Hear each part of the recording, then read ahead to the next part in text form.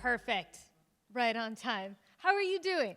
All the better for being here with you, Emily. Thank you for having me. No, of course. Thank you so much for being here and for joining us. So I know we just saw the Muhammad Ali piece, but I wanted to kind of bring this out because obviously this is a multi-part documentary.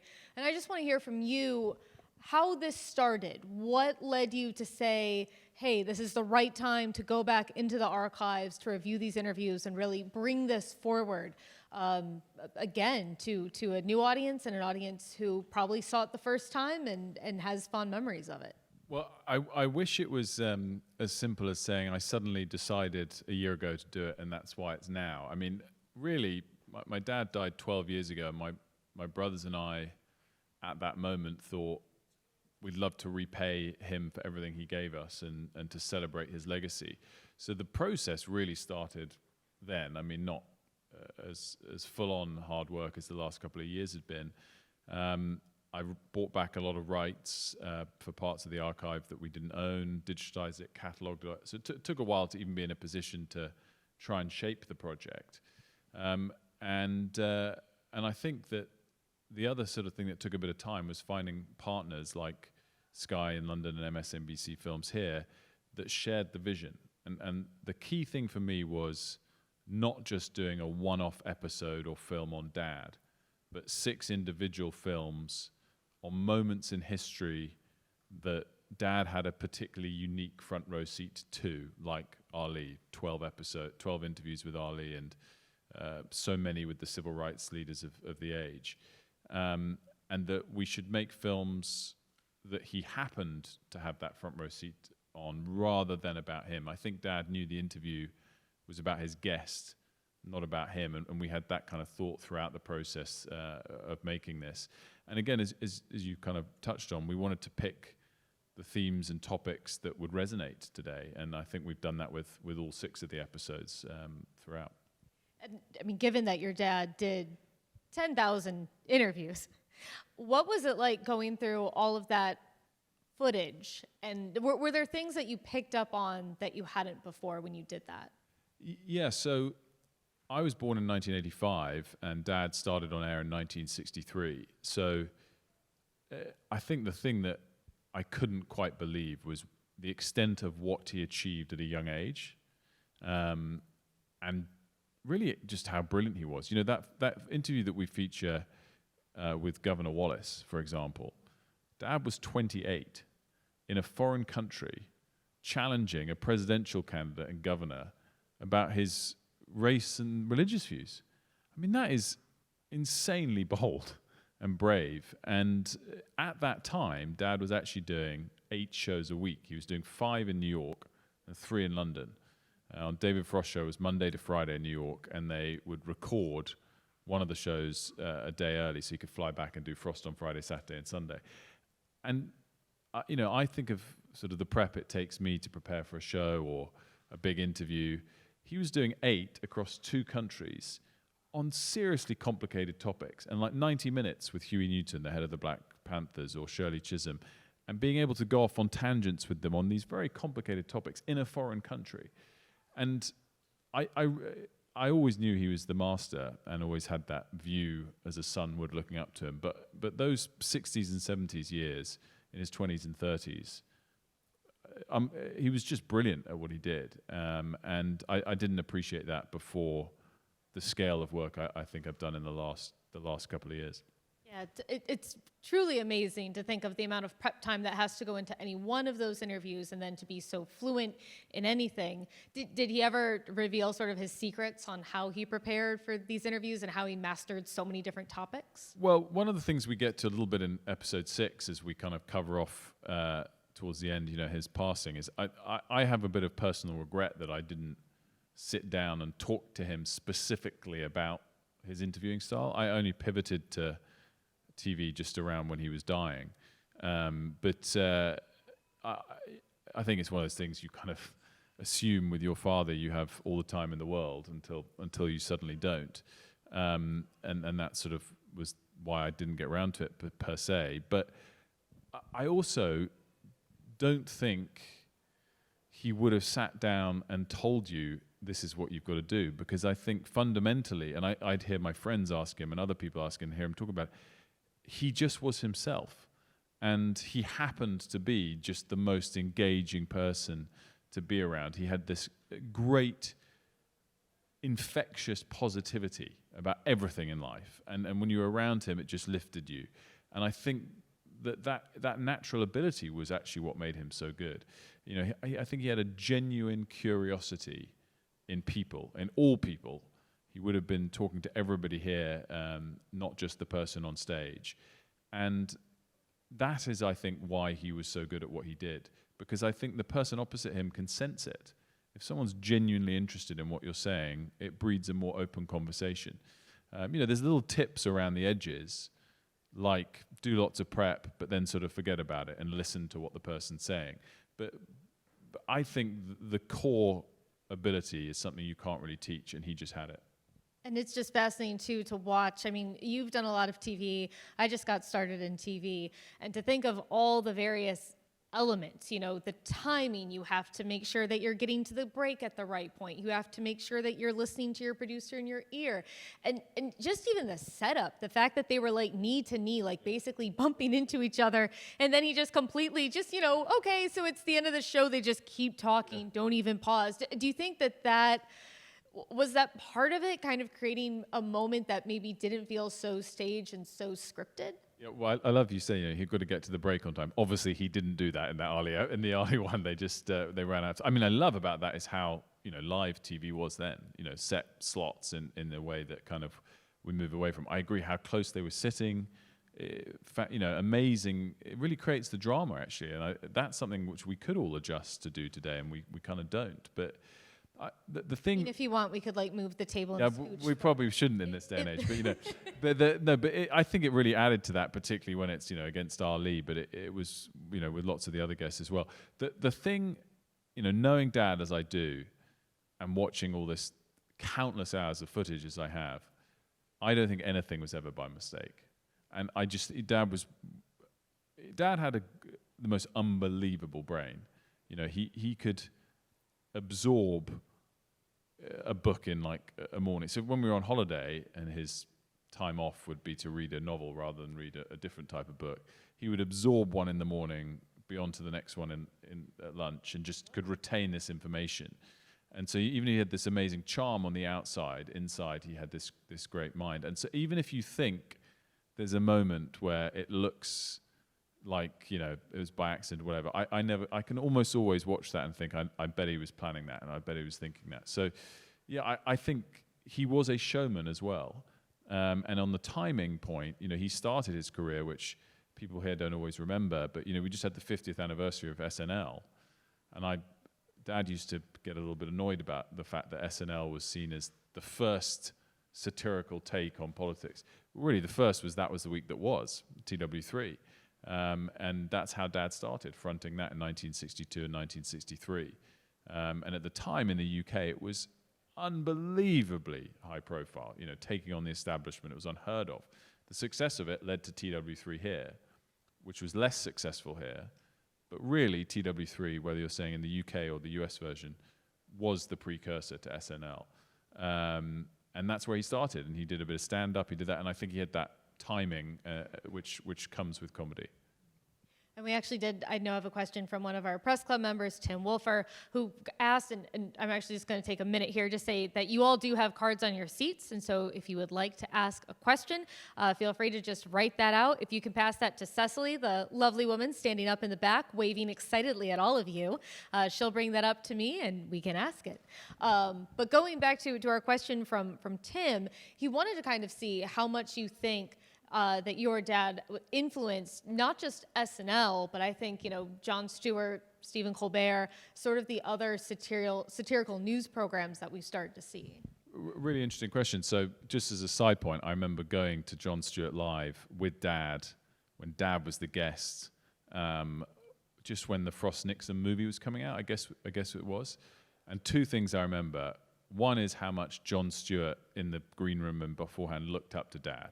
And that was pretty cool as like a 20-year-old, because I thought Jon Stewart was kind of cooler than my dad at that point, probably, as an annoying 20-year-old would to their parents.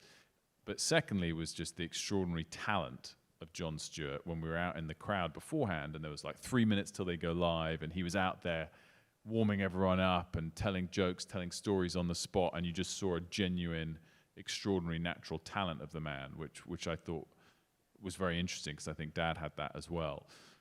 I think that Dad had his satire and comedy stuff, and he had his interview shows. I think they merged the two, and they do so brilliantly. But actually, Dad transitioned to being an interviewer predominantly quite quickly, quite early. I think he loved people so much that when he started doing it at age, say, 25, he found that was what he was most interested in. And I don't, whilst he could rely subconsciously on the ability of and the timing and the wit that a satirist had, his shows then were more about exploring the person than to challenge the establishment per se. So I think his shows, for the vast majority, 45 years of the 50-year career, weren't like the late night shows today, which are kind of entertainment, as you said, bit of satire, bit of comedy, bit of this. Dad was genuinely interviewing people as opposed to kind of merging the two. Do you think that background, though, in satire and in comedy helped him a little bit during these interviews to have that quick wit, to be able to, come back and point out that, coffee with milk in it is more delicious than black coffee? Definitely. And, that is one of the great examples. He held Ali to account there, but with a warmth and a wit that allowed things to keep on going and go smoothly. And I think it kind of, there's, when you want to challenge someone, you can either do it by slamming them in the face and saying you're wrong, or you can kind of point out that they're wrong and let them come around to that point of view themselves. And, again, that one, Dad ended up doing 12 interviews with Ali. If you just watch that one, you'd think, well, there's no chance they're going to do another interview again. And, maybe by the end you can see there's still that warmth. But it's a great example of how he kept people on side. He did challenge them in his own way, but kept them on side. And yeah, in the Elton John episode, Elton even talks about their warmth and wit. And by the way, Elton is one of the reasons I think Dad and Elton got on so well is because they're both very clever and very witty and were playful for each other. But Elton kind of talks about that. But yeah, I think, listen, anybody knows that if someone makes you laugh and you have fun with them, you're going to be more relaxed and more open. And I think that was a big factor.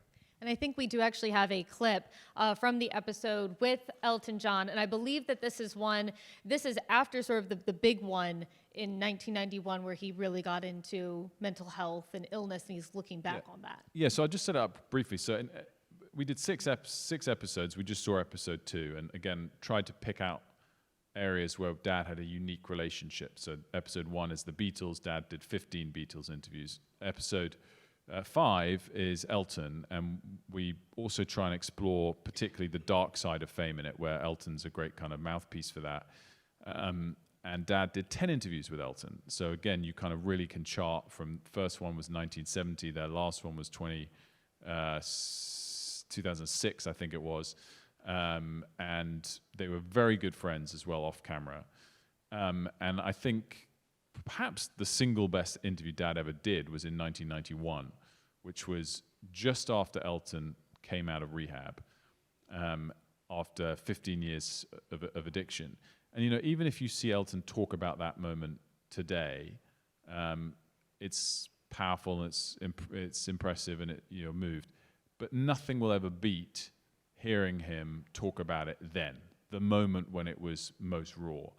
And then on top of that, Elton gave us an interview. Obviously, we got Kalila in the Ali one, but we couldn't, for obvious reasons, get Ali. But Elton gave us a modern-day 45-minute interview. So he sort of becomes the narrator of his own episode. And yeah, this is a clip about from that 1991 interview with a bit of the modern-day Elton interview in it, and you kind of get a feeling as well for the scale of the relationship between the two men. All right, let's roll the clip. And you've known me a long time. You've seen me. You've seen me when I've been happy. You've seen me when I've been troubled. You've seen me when I've been oblivious and on another planet, probably. But it's the first time I've had peace of mind. It shows. It shows just the way I know it. I just feel it. Everybody feels it, right? They think you look 10 years younger. I sense you more at peace than I've ever seen you before, too. More at peace. Yeah, I think there's no inward battle going on anymore. This is very early in my sobriety. I've been sober now for 33 years. But this was an early, I'm looking at my face and I look so happy and I'm so different to the person I was before. It wasn't hard for me to get sober. It was joyous. We are all flawed. It's just that I realise what my flaws are now. I can do something about them.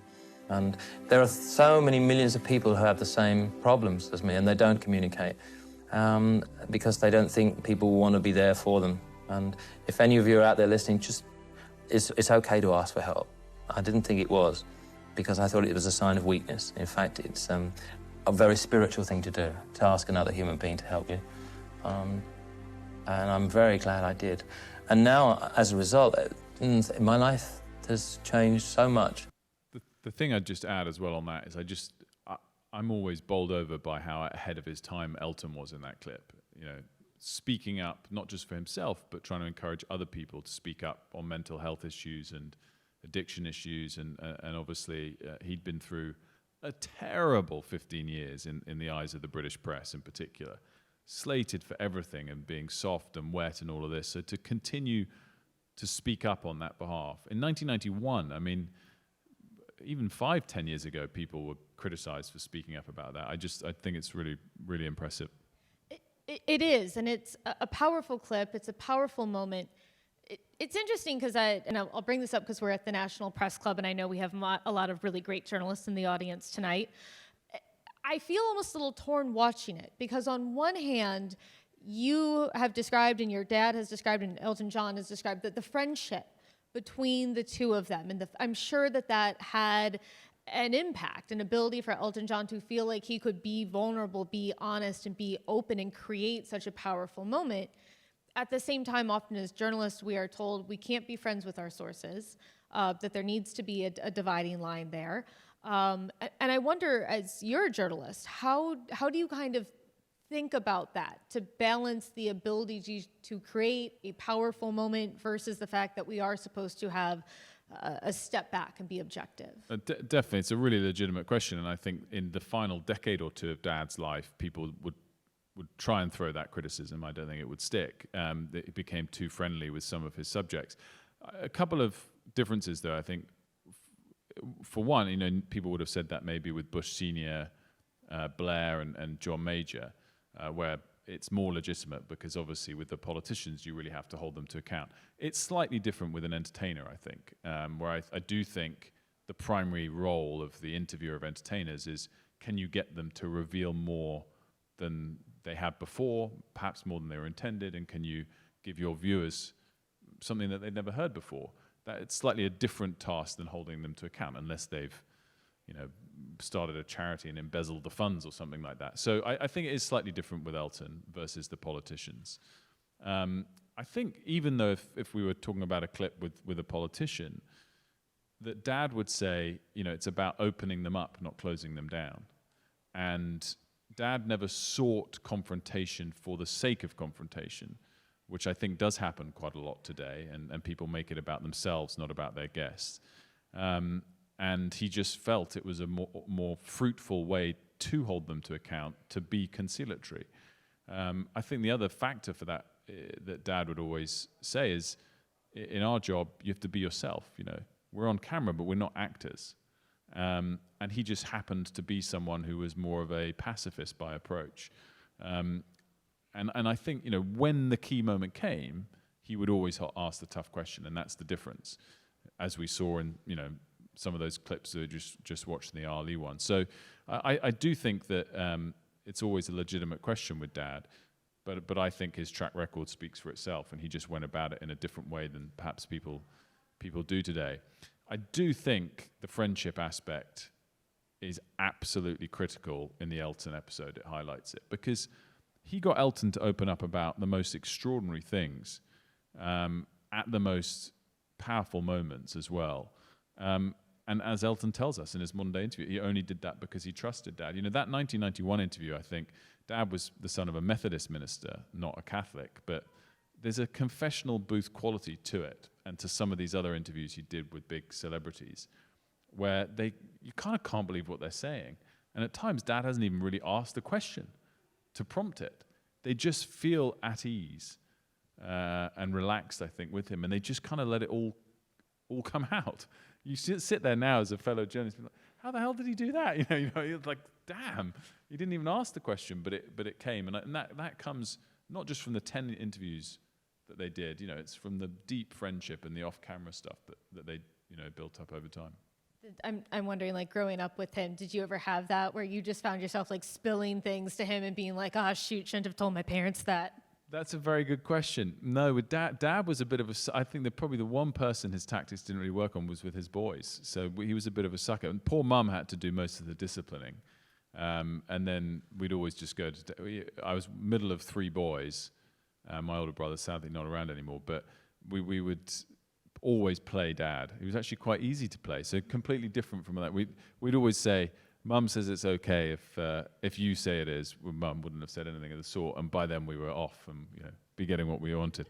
No, but the thing that is most striking about Dad at home is if we had friends over for dinner or we're going through an airport and people who weren't famous wanted to talk to him, he had all the time in the world for them.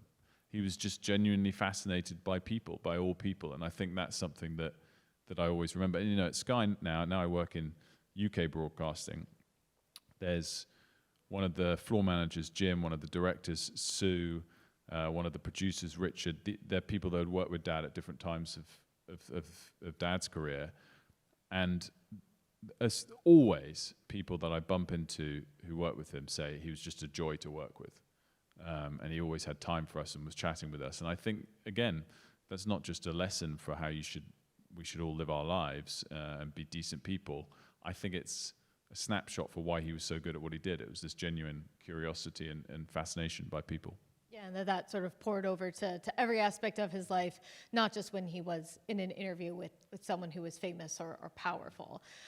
That said, I mean, these videos also do have a number of folks that you've clearly worked with. Liam Neeson, I understand Bill Clinton is in one of these. Can you talk a little bit about how you brought them into the project and how they responded when you initially reached out and asked them to be a part of this? Yeah, I mean, the caliber of contributors is something I'm really, really proud that we delivered on. And obviously they bring the story alive, and that can be people who, people in the room wouldn't have recognized the name of, people who work with Dad very closely, like Joan, one of the bookers on the David Frost show, who I'd never come across beforehand, or people who I grew up around because they worked with Dad. To then, of course, very famous people who were there either as his guest or in and around it. And what I would again say a lot of that comes down to is obviously first and foremost the relationship that Dad built with them, and that 12 years on, they're still, of course I'll do that for David, but I would add that I've really cultivated those relationships for this very moment. This is the big project we're doing on Dad. So we haven't kind of gone to them in the first place. Do you know what? Elton, actually, he came to lunch. Mum had a lunch for her birthday. I can't remember if this was just after Dad died or Miles died. They happened quite close together, but it was in that first year or two, and I'd moved into TV by that point, and Elton said to me, "Wilfred, I'll give you an interview one day when you need it." And I've never called in on that for myself, for my career, because I knew I needed to for Dad's project. And so we just kept all those relationships ready for this moment, and I'm so proud of how the show's come together. And I mean, again, all last minute stuff though at times. Bill Clinton we interviewed in February. It got pushed back a couple of times because he wasn't that well before Christmas. Episode 6 is David Frost versus the Middle East. It's the only one where the title's a theme rather than an individual. Dad interviewed Moshe Dayan and Golda Meir in the 60s, Menachem Begin and Arafat in the 70s, Arafat again in the 80s, in the 90s, Arafat, Perez, Rabin, and then Netanyahu 7 times, and Bill Clinton and Tony Blair quite a few times at the key moments.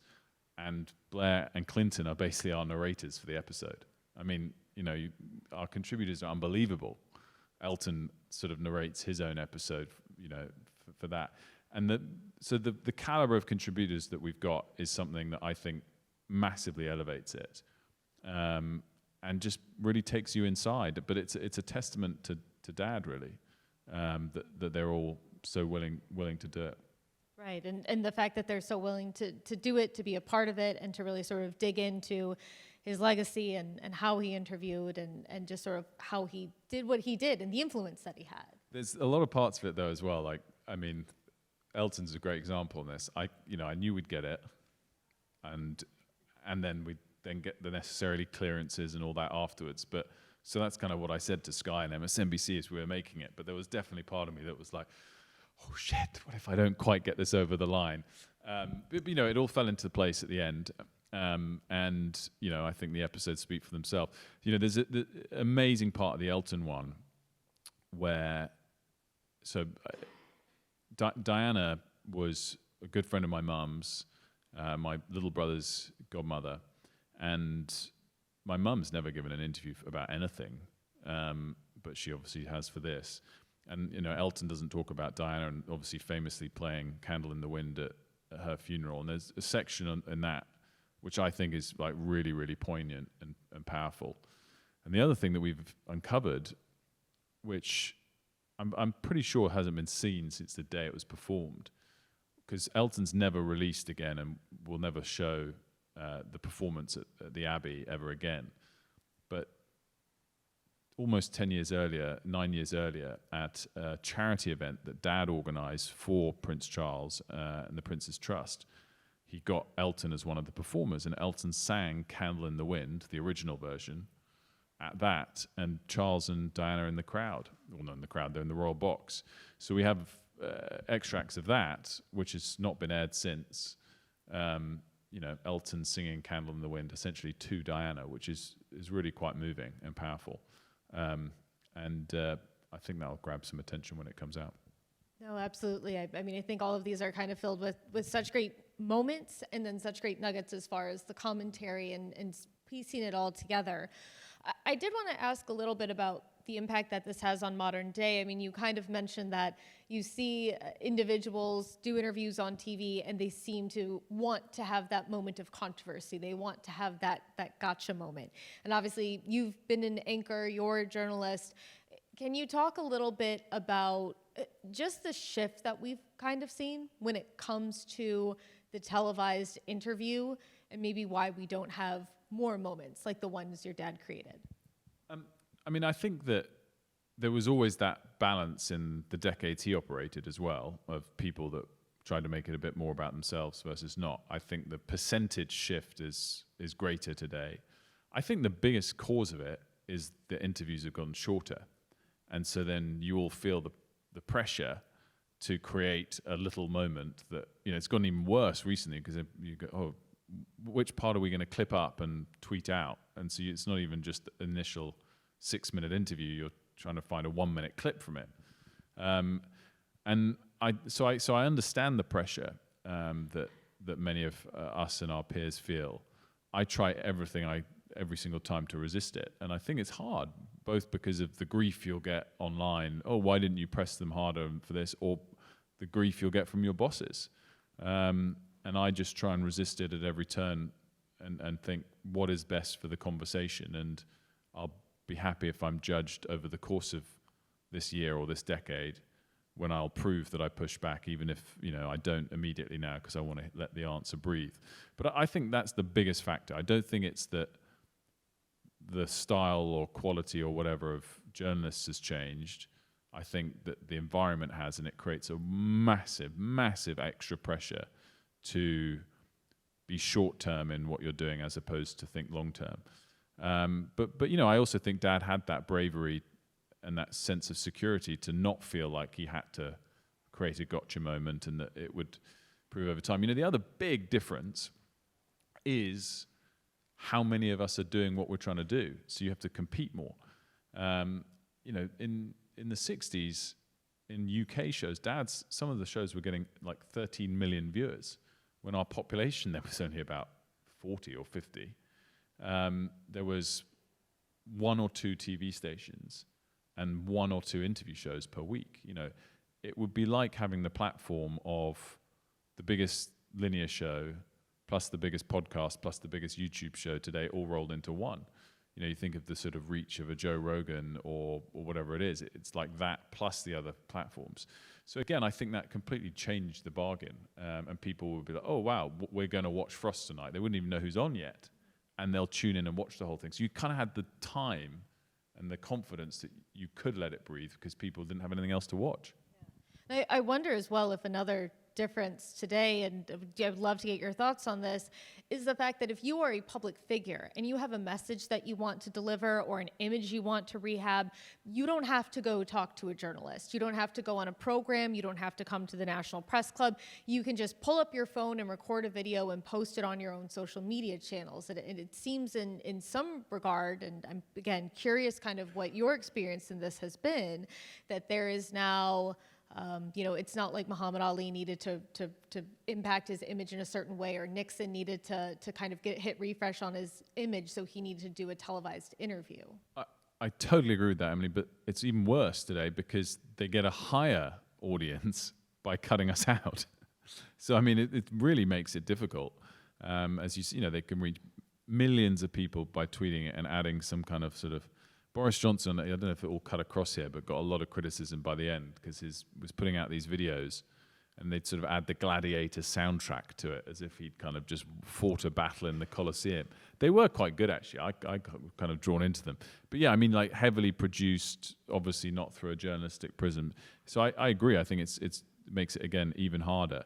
What I think is really interesting, though, sort of linked to that about Dad, is his unrivaled ability, whichever age or decade you're talking about that he operates in, to get both sides to come to one place to him. You know, Republicans, Democrats, Conservatives, Labour. But again, in an unbelievable example in the Middle East episode, he had Arafat and Rabin on the same show in December 1993. I mean, incredible, remarkable. I think the other thing, one of the things that comes out of that episode, particularly for people of my generation, is how close we were to a peace and a solution in the 90s. It just feels so far away now. But pretty inconceivable to get Arafat and Rabin, you know, the leaders of those two sides. I mean, inconceivable today. But again, Clinton and Bush, they did 2 long interviews a day apart to run a week before the election in 1992. And I don't think either of them batted an eyelid about that, doing it with Dad.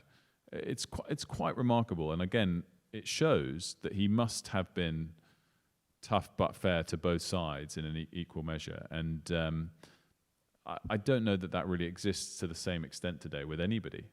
Yeah, especially with the partisan environment and the idea that, you know, if you are what politician from a certain party, you can get a friendly interview by going to X, Y, and Z. And if you're a politician from the other party, you can get a friendly interview by going to A, B, and C. And you never have to go to someone who's going to ask the tough questions. Slightly different in the UK when it comes to broadcast. Our print media is hugely spread and biased, but our broadcast media is still regulated by Ofcom. It's kind of the equivalent of the fairness doctrine until that got abolished in, I think it was 1989 at the end of the Reagan administration.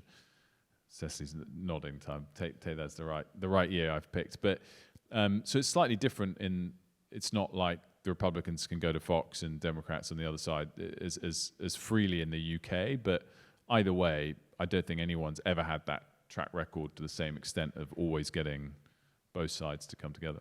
Absolutely. And I wanted to also ask a bit about the process of making this. You alluded to it a little earlier that you actually had to go, I think, and acquire the rights to all of these videos, all of these interviews. What was that process like?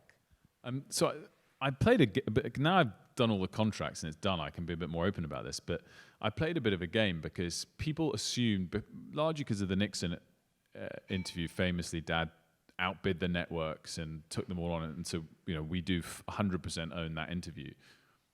It was sort of assumed that Dad owned much more of his footage than he did, and he probably did than most sort of salaried presenters like like you and I are today. I own nothing, so. Yeah, well, I mean, well, nothing that we do on air today, sadly. But yeah, so I kind of played various different stakeholders off and sort of said, "Oh, you're the only part that I don't control. It would make more sense to put it into the sort of family pot, and then we can market it together." And so basically, I struck quite a few, I think, quite favorable deals where I now control the footage, even if maybe it's still 50-50 owned and I rebate 50% for certain clips. But of Dad's 10,000 plus interviews, I control about 75 or 80% of them now, which was necessary to be able to approach this project because, you know, we're talking about creme de la creme of guests, where in this sort of documentary making and archive industry, you'd be charging $10,000 a minute type thing for. So it would have been prohibitively expensive and just impossible with people holding you to ransom, unless there was a big chunk of it in one place that kind of came with the deal that I did when we made it. So yeah, that was a very slow and long process. And then, you know, the 60s and 70s stuff, the biggest chunk of the David Frost Show stuff had just sat on 2-inch reels gathering dust for 50 years. So it was quite a slow and expensive process to digitize and restore it. That's one of my excuses for why it's taken me 12 years to do this project. But it was a meticulous but slow process. But I kind of believed we'd get there in the end. And my kind of view was the content is king here. Keep acquiring the rights. Keep going. The right moment will present itself. And it's funny. So I did this podcast series first, which was a kind of proof of concept. And 2020 was when that came out. And my God, was 2020 feeling relevant? You know, there was a lot of Black Lives Matter stuff. We did 2 episodes on the civil rights interviews. You know, there was an episode we did on women's lib leaders, which didn't feature in the TV series, but again felt very relevant. And you know, as by the time then it's taken us to do the TV series, I can't believe modern events and how relevant it's made some of this stuff. You know, the Nixon episode, there's just line after line where your jaw is on the floor. The Middle East episode, so once we were kind of getting into the later decades, the Elton one was meant to kind of capture the theme of the dark side of fame, and we wanted to do one that, not so much the dark side of power, but it would be, you know, the sort of the negatives that come out of power and war. And when we were in development of the TV show, we were going to do it on the Cold War revisited, because Dad again interviewed everyone you could possibly imagine on that topic, and that was what felt more relevant, you know, with Russia-Ukraine happening. And then we just pivoted it entirely and switched it to the Middle East because it felt more relevant. And again, that's kind of what we've been tried to be guided by. Again, remarkable, we could have done an episode on either. And you're talking about tens of the most high-profile guests, hours of the most crucial footage. It did Putin twice in slightly different times. There were 2000 and 2005, the Putin interviews. But then Gorbachev, Yeltsin, Gorbachev many times, they were very, very close. Bush Sr., Bush Jr., Clinton, Blair, I mean, Reagan as well. It would have been a good episode, but anyway, the Middle East one's really good. There's still plenty of time, plenty of material. I haven't got the energy for more. One season and I'm done. Well, you did mention Nixon and a jaw on the floor moment, and I do believe we do have a clip from that episode. I don't know if you want to tee it up, take a few seconds. I'll talk about it afterwards, maybe. I think people know this interview. I think they know which one we're referring to. Here's a clip. All right, we'll roll the tape. In the Houston plan, it's stated very clearly, use of this technique is clearly illegal. It amounts to burglary. Why did you approve a plan that included an element like that was clearly illegal? Yes, well, burglary is the word, but another way to put it is that you get the information that you need. There are some actions that have to be covert. By covert, let me put it this way. Or in this case, illegal. That's right. Well, let me say that it is legal, in my view. So what, in a sense, you're saying is that there are certain situations, and the Houston plan, or that part of it was one of them, where the president can decide that it's in the best interest of the nation or something, and do something illegal. Well, when the president does it, that means that it is not illegal. By definition. Exactly.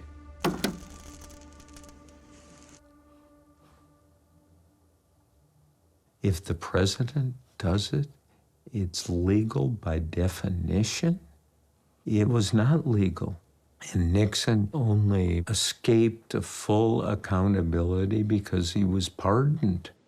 Yeah, no, but where do we draw the line? Why shouldn't the same presidential power apply to somebody who the president feels in the national interest should murder a dissenter? Now Frost is in his zone, guiding him without making him shut down, you know, leading him through the maze. There are nuances. I do not mean to suggest the president is above the law. But that what does I am suggest- suggesting that a president does have, under the Constitution, extraordinary powers and must exert them. That extra line I thought was quite relevant for Yes. today. No, 100%. And I don't know if you wanted to, you mentioned you wanted to add a few other things about the clip. Yeah, I mean, the thing that is amazing, so that came out of him talking about the Houston plan, obviously. So not even specifically about Watergate, but it was one of the most famous lines that came out of the interviews that I think people remember now. They remember from the film, and Dad would recount that when those words were said, he knew he'd got a gold dust moment, but he also had to stay in the moment and keep the gravy train going and not shut him down, not celebrate. And it's a remarkable moment, obviously. What I think is, it's more revealing about Nixon's mindset than it was when you got into the meat of the Watergate section, where he was more prepared and he's pushing back, and then eventually comes to realize he needs to apologize to have some kind of reprieve. So it's a different sort of moment of the interview. It's not Watergate specific, and it's kind of more revealing than it is a kind of great bit of interrogation. The other thing I think that comes out of the Nixon episode, which is episode 4, is we tell of how much of a gamble it was of Dad's. You know, he mortgaged his entire life basically to pursue this interview, and it did start badly. You know, they did 28 hours. Talk about interviews getting shorter today. No one should do. I think I'm the only person who's watched all 28 hours twice, and I don't recommend it because it's very. I feel sometimes like getting like 5-10 minutes. Yeah, it's with someone like that is. It's very dry in places, but you know, the first couple of sessions that they did weren't particularly good. And again, if you've mortgaged, the whole thing costs in today's money $10 million. So Dad paid Nixon a fee of $600,000, which inflation adjusted is over $2 million. That was his flat fee to get the rights. But it took then 18 months to actually get off the ground and pull together. So Dad had to stop anything else, stop any other income he had, and stop doing those jobs. And he had to, because he outbid the networks, they were pissed off and they wouldn't buy it. And so Dad had to then take on all of the costs of producing it, hiring a team, hiring the venue, et cetera, on his own. And over 18 months, the total cost by the end of it was $2 million, which is about $10 million in today's money. He didn't have that. I mean, he had a decent amount by then, but he had to sell all the liquid assets he had. His friends had to invest and bail him out at times. And then he had to distribute it across 100 local TV stations because the networks wouldn't buy it. So the jeopardy for Dad was enormous. And if he didn't get a good apology on Watergate or whatever it was, he would have been a failure of an interview, but also would have bankrupted him. And the reason I set that out is the first couple of days didn't go that well. And Nixon was going on at long-winded and all this type of stuff. This was the first moment in the interview where the tables turn. And it's ironic because it's not when they get to the Watergate section. And I think probably Nixon was underestimating him. He wasn't fully as prepared on it. And he kind of that was a revealing thought that he probably wasn't like, oh, I've prepped the hell out of Watergate and what I'm going to say back on that. And it was about a third of the way, halfway through the 28 hours. And everything kind of changes after that moment. And you just see Dad sort of has a spring in his step. Nixon's more on the back foot. And it's just a really key part in the episode for so many reasons. We do have another audience question, noting, of course, that this interview has been turned into a stage play, into a movie. They say there have been lots of reviews of your father's career. Were there any parts of a film like Frost Nixon or other media about him that he did not appreciate? So Michael Sheen, you saw there, was played Dad, is one of our contributors for that episode. So is Ron Howard, who made Frost Nixon. And in fact, Ron's coming to the New York screening we're doing tomorrow night. So I'm actually quite nervous about that because, only one of the great filmmakers will judge my work. So we'll see. The Frost Nixon movie was brilliant, and it wasn't perfectly accurate, which I'll come to in a second. But what was so amazing about it is Dad's career it never really ended, but it was sort of slowing down a bit. He was 70. And this movie and play came out, and it just gave him the most wonderful lease of life late in his life. And I think introduced Dad to a new generation because, Hollywood movies can do that. If I think I was like 20 when the movie came out, my mates were aware that Dad was famous, but they thought he does that politics show on a Sunday morning. This kind of made him a little bit of a rock star, film star, literally. And I think that was wonderful, a boost at that stage. So I think Dad would look at that, and he definitely saw it all as the positives outweigh the negatives. But if you're having a drama like that made about you whilst you're still alive, you do also probably focus on the minor details. And I think the movie made it more of a David versus Goliath story for obvious reasons, to add the drama. But the movie, there's two kind of things that I think probably grated Dad a bit. One was that it made it look like Dad was a lightweight coming into it, when, as we just saw in the Ali episode, he wasn't that happened. The Nixon interviews were in 1977. The other one is it makes it look, I actually rewatched it recently, and I think it's different people will interpret it differently, but it sort of makes it look like the apology kind of came out because Nixon was ready to give it and Frost got a little bit lucky. But if you watch all 28 hours, it is masterful interviewing. Dad was unbelievably well prepared, but probably pretended he wasn't, and just was able in all those Watergate sections to push back on everything. And the section in the episode where you see that, the sort of prosecutorial Dad version of Dad, which you don't always see, was absolutely spot on, while also not being Woodward or Bernstein or Wallace, and having that charm and being the outsider so that he could get Nixon to want to give him the apology by the end. So those details, I think, sort of irked Dad about the movie, but he was the victor, and it put him on a massive stage. So I think he loved it. I don't, honestly, there wasn't otherwise that much criticism about Dad. He was very, very famous, particularly in the UK. But again, I think it was a testament to how he just always went about things in a very positive way. I think there was just a lot of love and respect for Dad. I always think when people did stop him in the street, it was neither kind of the sort of David Beckham, Taylor Swift frenzy that you'd have today. He was a sort of older statesman type celebrity. No high-pitched screaming. No, exactly. And it was just very respectful. It was very kind of love the work, love this interview. So yeah, I'm not sure of, early in his career, he was, someone once, when he was doing satire, this was very early in comedy, someone labeled him the bubonic plagiarist because he stole other people's jokes, which I think, wasn't it was rather a witty label that someone gave. But I think, everyone was sort of doing that. I don't think he even kind of didn't, was doing stand-up and stuff like that. But honestly, I don't think he got that much negative press to be that upset with. See, you answered the much more difficult question. I asked you what he criticized about the movie, and you switched that to what people were criticizing about him. But it sounds like, I think you also did sort of touch on the fact that the movie, I can't imagine how difficult it is to watch a movie about yourself that's been completely written and directed by other people. And I think you're accurate to kind of point out that it was portrayed as David versus Goliath, when in reality, David was not such an underdog.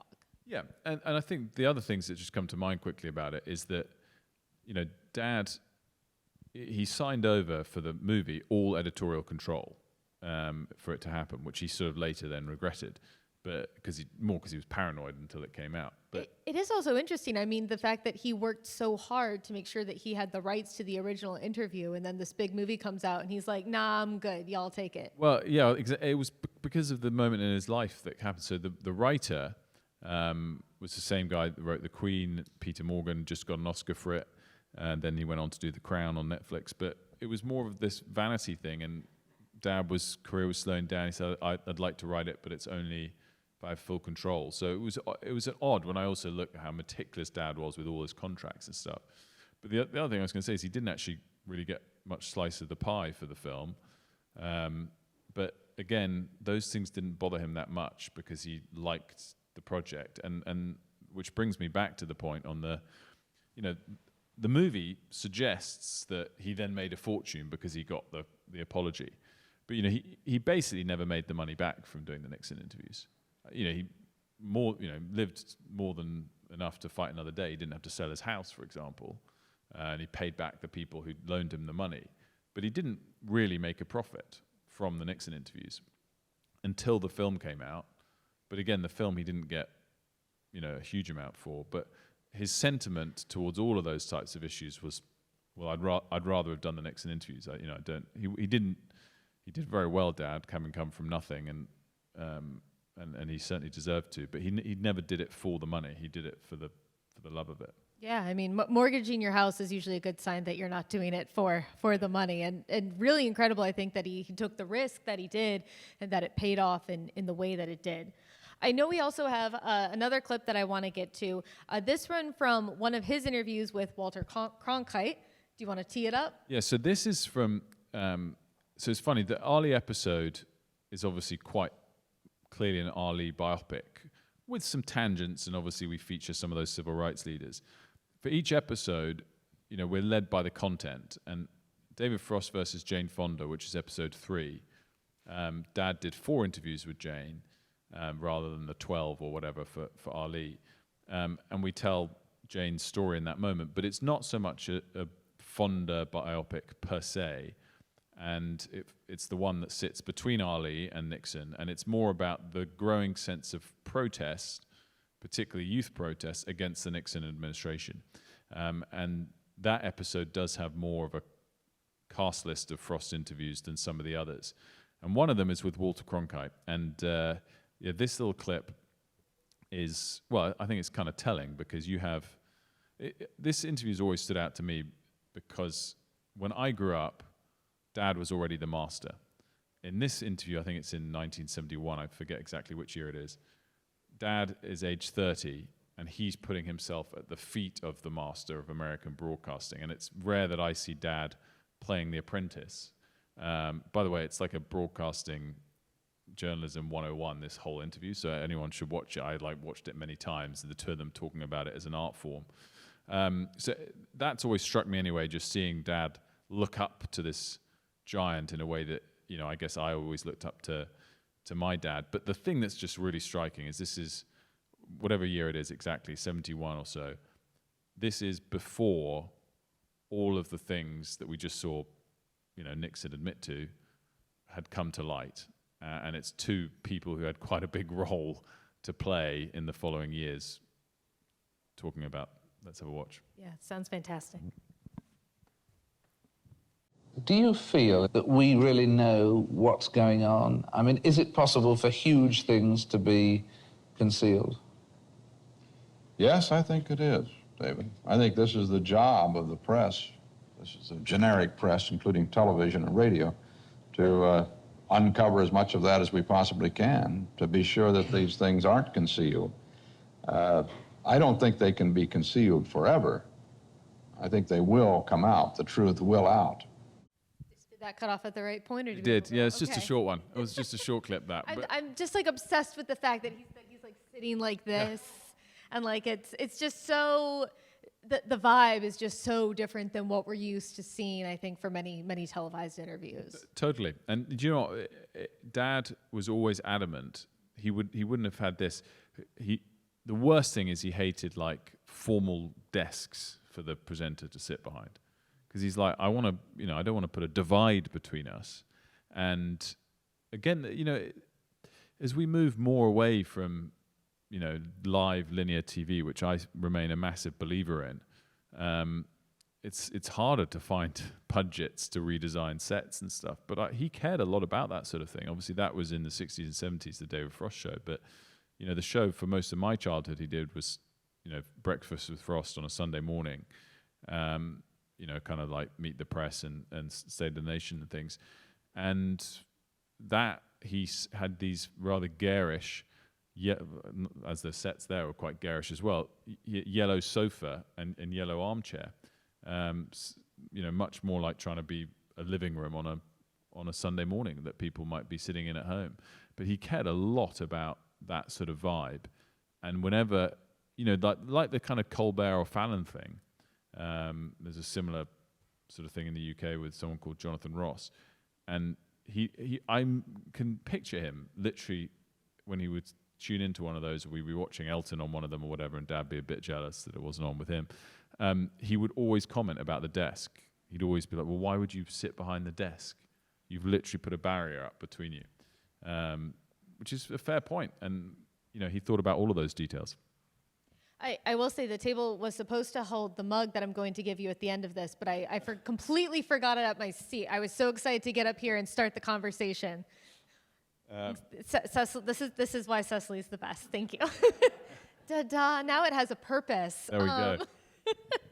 But I also want to ask, just because you had really two journalism legends right there, how did your father view journalism? Because obviously he came to it from the satire, entertainment perspective, and so much of, I think, how he conducted interviews might not have formally hit all of the marks that we see as like, oh, this is a sign of journalism. You have space from you and your source, and you don't pay for interviews and things like that. It's a really good question, and I didn't make this point when you asked me about kind of becoming friends with your interviewees earlier. Because he started in satire and comedy and then switched to interviewing like that, particularly for entertainers initially, he hadn't gone through the beat reporter role ever, which I actually think really helped him build trust with these people, because he'd never had to be the person to expose them first. I sort of see it a different way. I obviously came into it a slightly different way as well. I worked in finance for 6 years and then started covering finance rather than studying how to be a financial journalist initially. But I almost put it the other way around, which is, whilst all of the qualifications and all of the things that all of us and our peers do every day is the most important thing, it's almost like there's become a default expectation that it's exactly the same skills are required to be a great reporter as it is a great anchor, as it is a great interviewer. And it is, some of the best people are the ones that have done all of those and happen to be brilliant at all of them. But it is a different set of skills that are required for each of those moments. So I kind of think that shouldn't be as much of a surprise to people if you've majored really in only one and not the others, which is kind of how Dad happened. But I don't think Dad celebrated and championed all aspects of the journalistic community. He happened to be a bit of a media impresario as well. But no, he adored and had enormous respect for all the parts of journalism. I remember going to the Washington Correspondents' Dinner, which must have been the first year of Trump, first time when he didn't go, and they got Woodward and Bernstein to. So Bob is one of the contributors in. He got a little cut off on that clip, the Nixon clip. That was what we lost whilst we paused it. But Bob's one of the contributors for the Nixon episode, and that year Woodward and Bernstein were the kind of keynotes in was it that year? Yeah, in Trump's absence, and I was chatting with them afterwards, and I remember then Bob saying, what your father did, and this comes out in a different way in the episode, but what your father did with those interviews was remarkable, and nobody else could have done it. And Dad did not expose Watergate. He didn't do the reporting to break the story, obviously. But he completed. I see that as the whole journalistic community coming together, you know. And if Mike, I don't care how brilliant Mike Wallace was. I don't care how brilliant Bob and you know, those types of journalists that broke the story were. They would not have got Nixon to apologize, because Nixon would have come into it with a total fury towards those people. And again, I don't think it's about this journalist versus that journalist. I think it's about this journalist plus that journalist and the role that they played together to complete the job. And I'm sorry that we cut Bob Woodward off, but this is just another great reason that you should go and make sure that you watch the Nixon episode. We are almost at time, and I do want to give everyone an opportunity to go up to the bar afterwards and get a drink. So I do want to, before I ask the final question, just give a quick thank you to everyone who made today's events possible. The headliners, team leader, Jed Judson, of course, Cecily Scott Martin, who does an absolutely fantastic job with all these events, as well as the headliners, team leaders who made this event possible, Jamie Horwitz and Chuck Picari, as well as the club's executive director, Didier Soji, and the entire club staff. And it is now my honor to present you with the mug. We have presented it to celebrities, to dignitaries, to ambassadors, to world leaders, and now it is yours.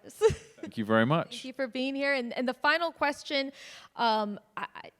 this is your father we're talking about here.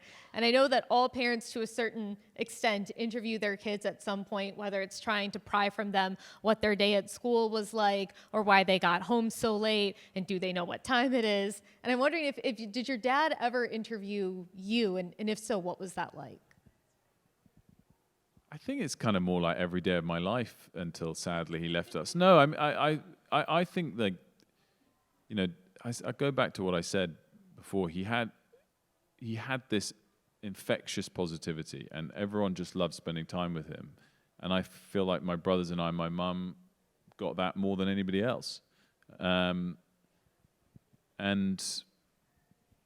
yeah, I have a great regret that, you know, as I do the job now, I can't be chatting to him more and sense check things with him or ask him what he would think about the current moment. But I also just, how lucky I am as somebody, if you compared it to other people who have lost a parent, to have 10,000, you know, hours of footage to watch and review and learn from your father, either explicitly from what he's saying or implicitly by watching and observing, you know, 12 years on from his passing, which has been, you know, a privilege to go through that process. I'm not answering your question, which is terrible because I've been on your side of that. But I don't remember it as him ever interviewing me. I just, you know, but this goes to the other point, you know, obviously. He didn't ever use the warmth and the charm to get you to say something you definitely should not have said. But I think this is the point that I think, you know, obviously now I'm doing this to make the show, and it's like all about him as in his career. But when we were growing up, I wasn't really aware that he was who he was.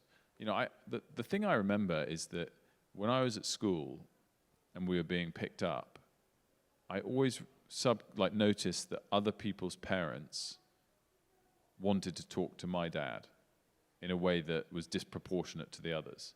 But I didn't really know why. I just thought, well, I always thought Dad was cool too, and they obviously do as well. But we weren't really that aware of the rest of it, believe it or not, even though, like, you know, George Bush came to stay at our house and things like that. That was just Dad's friend.